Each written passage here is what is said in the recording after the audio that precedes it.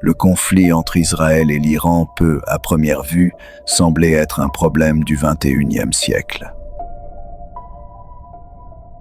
Le programme nucléaire iranien, son soutien à des groupes comme le Hezbollah et le Hamas, les déclarations enflammées de dirigeants théocratiques qualifiant Israël de « petit Satan » et cette tension géopolitique qui maintient le monde entier en haleine.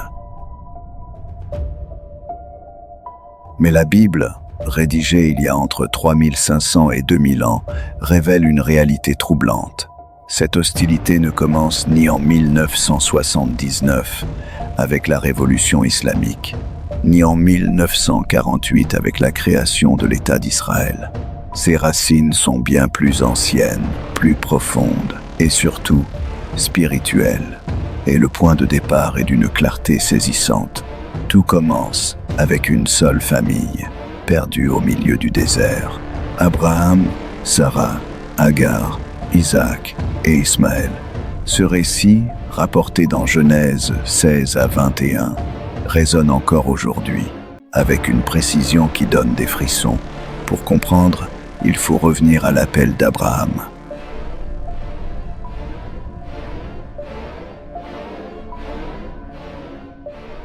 Dans Genèse 12, Dieu lui fait une promesse. « Je ferai de toi une grande nation, et toutes les familles de la terre seront bénies en toi. » Abraham croit, mais le temps passe. Les années s'écoulent, et le couple vieillit sans enfant.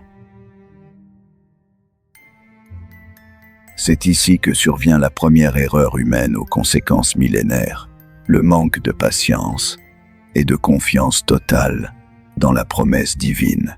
Dans un moment de désespoir, Sarah propose une solution.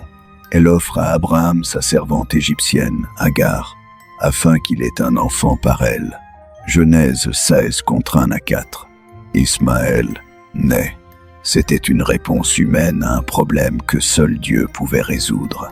Et chaque fois que l'homme tente de résoudre à sa manière ce qui appartient à Dieu, les conséquences dépassent tout ce qu'il peut maîtriser. 10 ans plus tard, Dieu accomplit enfin ce qu'il avait promis. Sarah, âgée de 90 ans, donne naissance à Isaac. Genèse 21. Le nom Isaac signifie « il rira », car Dieu lui-même a transformé l'impossible en réalité. Désormais, 2 fils grandissent sous la même tente. Ismaël, fils de la chair, né de l'initiative humaine, et Isaac, fils de la promesse, né d'un miracle divin. Le conflit familial éclate le jour du sevrage d'Isaac. Ismaël se moque de son jeune frère. Genèse 20 et 1 contre 9. Le mot hébreu utilisé porte une nuance bien plus sombre. Moquerie, mépris, presque une menace. Ce n'était pas un simple jeu d'enfant. C'était le début d'un affrontement bien plus profond, un conflit spirituel. Alors Sarah exige « Chasse cette servante et son fils ».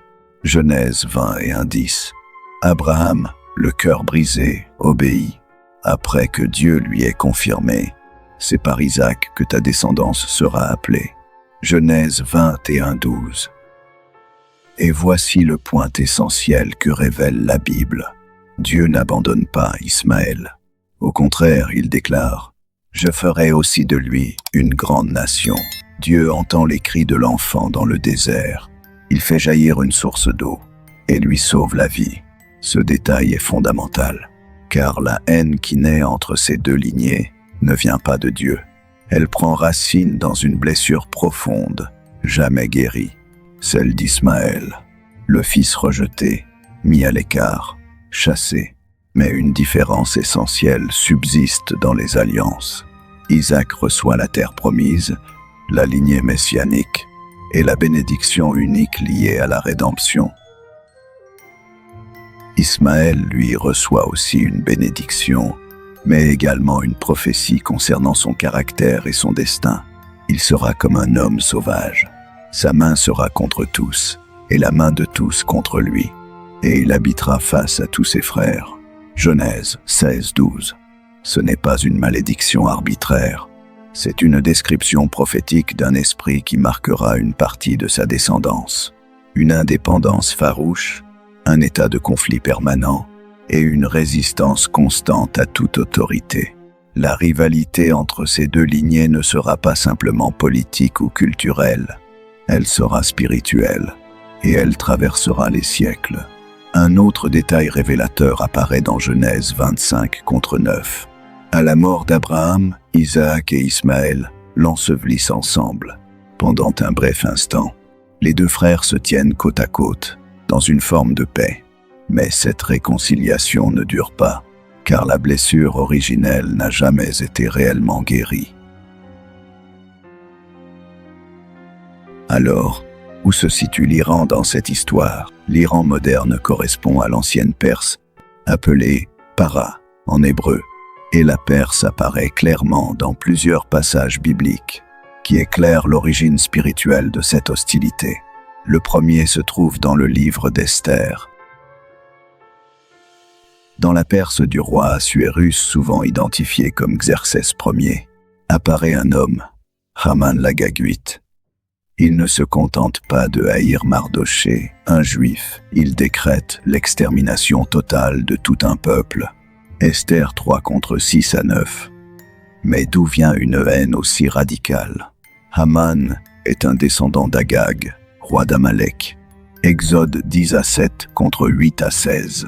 Amalek est le premier peuple à avoir attaqué Israël après sa sortie d'Égypte, et il ne l'a pas fait de manière honorable. Il a frappé par derrière, ciblant les plus faibles, les fatigués, les vulnérables. Un acte que Dieu lui-même qualifie d'abominable. Deutéronome 25:10-7. En réponse, Dieu déclare « L'Éternel fera la guerre à Amalek de génération en génération ». Exode 10:7-16. Plus tard, le roi Saül reçoit l'ordre de détruire complètement Amalek, mais il désobéit. Il épargne le roi Agag.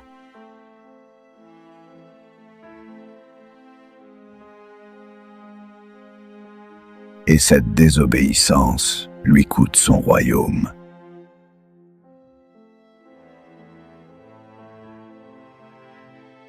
Des siècles plus tard, le descendant de ce même Agag réapparaît en Perse, avec un seul objectif, terminer ce qui avait été commencé. Mais encore une fois, Dieu intervient. Le plan est renversé. Haman est exécuté sur la potence qu'il avait préparée. Le livre d'Esther enseigne une vérité intemporelle.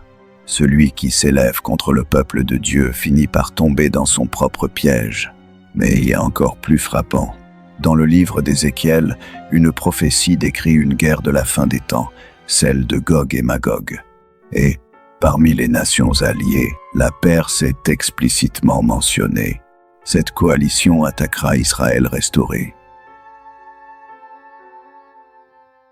Un détail étonnant, car historiquement, la Perse a longtemps été favorable aux Juifs. C'est le roi Cyrus qui libéra les Juifs de Babylone et permit la reconstruction du Temple. Un roi païen, appelé même « oint » par Dieu. Tout semblait indiquer une alliance durable. Et pourtant, la prophétie annonçait un retournement. Et ce retournement s'est produit. Selon le texte, cette guerre ne sera pas gagnée par des armes humaines. Dieu interviendra directement.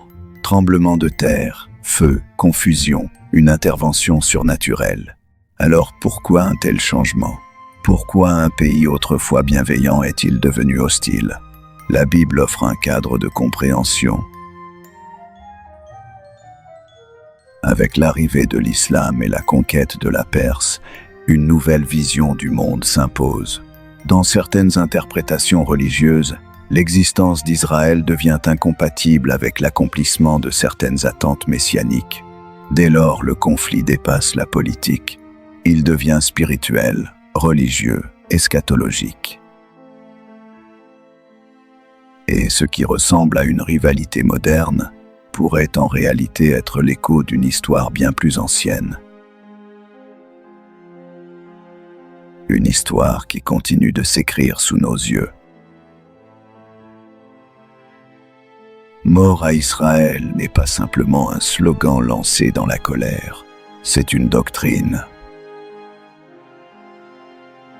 Et ainsi, Ce que Haman avait tenté d'accomplir autrefois avec une potence en Perse, le régime iranien cherche aujourd'hui à l'accomplir avec des drones, des missiles balistiques et des forces alliées armées. Le décor change, mais l'esprit, lui, demeure le même. Pourtant, l'histoire biblique ne s'achève pas dans cette obscurité. Elle s'ouvre sur une espérance, car Dieu a aussi promis de bénir Ismaël, et cette promesse n'a jamais été annulée. Dans le livre d'Ésaïe, une prophétie parmi les plus étonnantes annonce un temps futur où l'Égypte, la Syrie et Israël adoreront ensemble le Seigneur. Et Dieu les appellera « mon peuple, l'œuvre de mes mains, mon héritage ». La réconciliation n'est pas une illusion, elle est écrite. Dans Zacharie, il est annoncé qu'un jour Israël regardera vers celui qui l'a transpercé et reconnaîtra enfin celui qui l'avait rejeté. Dans l'Épître aux Romains, l'apôtre Paul révèle que l'endurcissement d'Israël n'est que temporaire. Un jour, tout Israël sera sauvé, lorsque la plénitude des nations sera atteinte. Et parmi ces nations, se trouvent même ceux qui sont aujourd'hui considérés comme ennemis. Car en réalité, le véritable conflit n'a jamais été entre Juifs et Perses, ni entre Israéliens et Iraniens. Depuis le commencement, il oppose deux royaumes, celui des ténèbres, qui cherche à effacer le peuple de la promesse, et à travers lui, l'espérance de rédemption pour toute l'humanité, et le plan de Dieu, immuable, qui n'a jamais échoué. C'est pourquoi, lorsque tu vois les missiles, les menaces nucléaires et les titres alarmants qui semblent annoncer la fin, souviens-toi, tout cela a déjà été annoncé.